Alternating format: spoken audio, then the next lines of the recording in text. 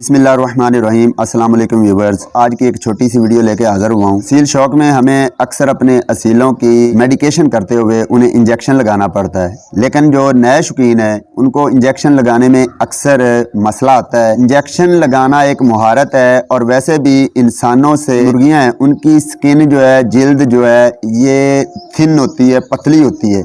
इंसान की जिल्द मोटी होती है लेकिन मुर्गियों की जिल्द पतली होती है, इसलिए हमें प्रॉब्लम आता है। लेकिन हमने सिरिंजें तो अक्सर ही इंसानों वाली इस्तेमाल करनी होती हैं, मुर्गियों की स्पेशल कोई सिरिंज होती नहीं, इसलिए हमारे लिए प्रॉब्लम होता है कि हम कैसे इंजेक्शंस लगाएं।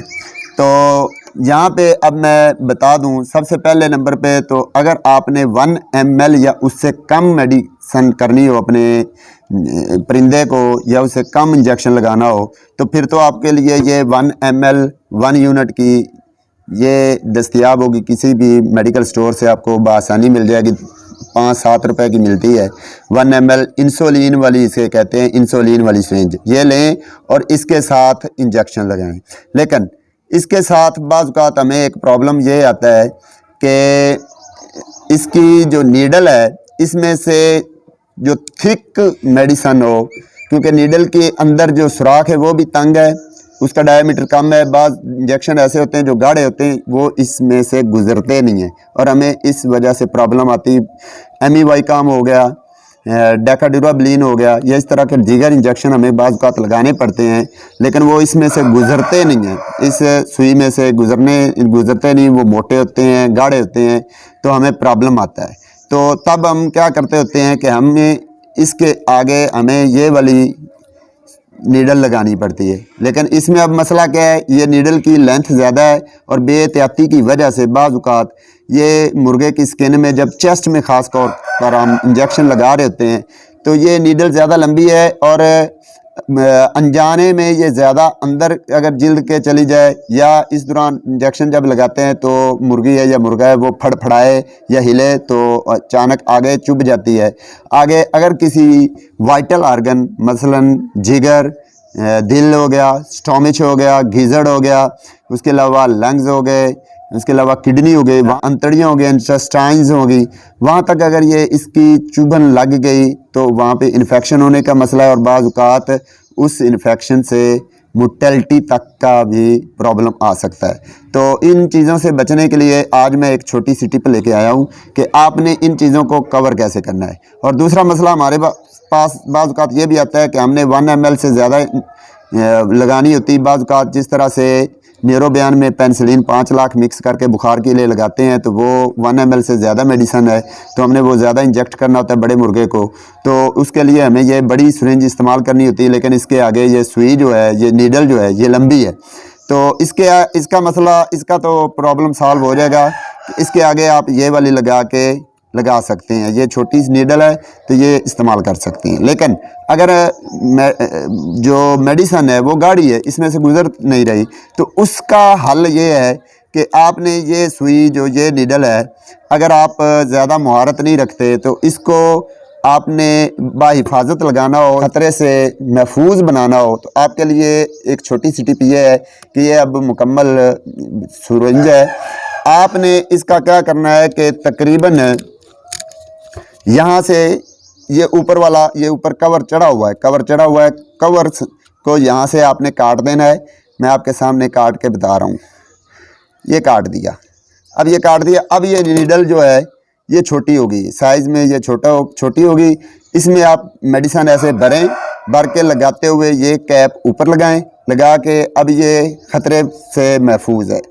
जानवर फड़फड़ाए भी तो ये आगे तक नहीं चुभेगी, ये बआसानी आप लगा सकते हैं। अपने छोटे चूज़े को भी, तकरीबन 3 माह से छोटे को तो लगता ही नहीं है इंजेक्शन, 3 माह का चूज़ा तो उसको भी लगा सकते हैं। ये अपनी जो ज़रूरत के मुताबिक इसको काट लें, लेकिन ज़्यादा ना काटें, इतना सा काटें कि आधे इंच से ज़्यादा ना हो। ये हमारी जो फिंगर टिप होती है, जिसे पंजाबी में पोटा कहते हैं, ये 1 इंच का होता है, तकरीबन 1 इंच का।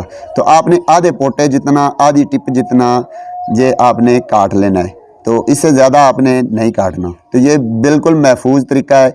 अब आपके मुर्गी को कोई मसला नहीं होगा, कोई प्रॉब्लम नहीं होगा। बाज़ औक़ात हमारे इंजेक्शन लगाने की वजह से मुर्गा मुर्गी जो है उसके वाइटल ऑर्गन्स में इंजेक्शन लग जाता है और वो उसकी डेथ हो जाती है, और हम समझ रहे होते हैं कि ये इंजेक्शन जो है इसको लड़ गया है या इसको रिएक्ट कर गया है, इस वजह से ये इसकी मोर्टेलिटी हुई है। तो ये बेहतरीन सोल्यूशन था, मैंने सोचा आपके सामने ये चीज़ पेश करूं ताकि आप भी इसको आजमाएं। इंजेक्शन दो तरह से लगता है, या चेस्ट में या थाई में। थाई क्या होती है? पट, जिसे कहते हैं लेग पीस कहते हैं, नली के ऊपर वाला हिस्सा। अगर आप चेस्ट में लगा रहे हैं तो चेस्ट की दरमियान में सिप होती है। मैं जानवर पकड़ के दिखा नहीं सकता क्योंकि यूट्यूब की कम्युनिटी गाइडलाइन के अगेंस्ट है, लिहाजा मैं बता देता हूँ कि ये इस तरह से चेस्ट की नीचे जानवर को जब पकड़ो तो फॉर एग्ज़ाम्पल ये उसकी दुम है और ये इधर सिर है, तो उल्टा जब करोगे उसकी टांगें ऊपर को करके, जब ये चेस्ट जो है सीना है, यहाँ पे दरमियान में हड्डी होगी, आपने हड्डी के इस साइड पे या इस साइड पे लगाना होता है और रुख ऐसे रखना है, आपने ऐसे चुभो देना है और फिर इंजेक्ट कर देना है। इस तरह से आपने लगाना है, मतलब दुम वाली साइड पे लगाना है, हड्डी के तकरीबन 1 इंच फासले पर गोश्त में लगाना होता है। और लगाने के बाद आपने जब मलना है तो ऐसे ऐसे नहीं मलना, बल्कि स्किन समेत, मतलब स्किन हिलनी चाहिए साथ साथ। जब भी इंजेक्शन लगाएं, चाहे इंसान को लगाएं चाहे जानवर को लगाएं, तो उसको ऊपर से मलने की ज़रूरत हो तो ऐसे ऐसे मलते हैं, बल्कि ऐसे ऐसे रगड़ के साथ नहीं मलते।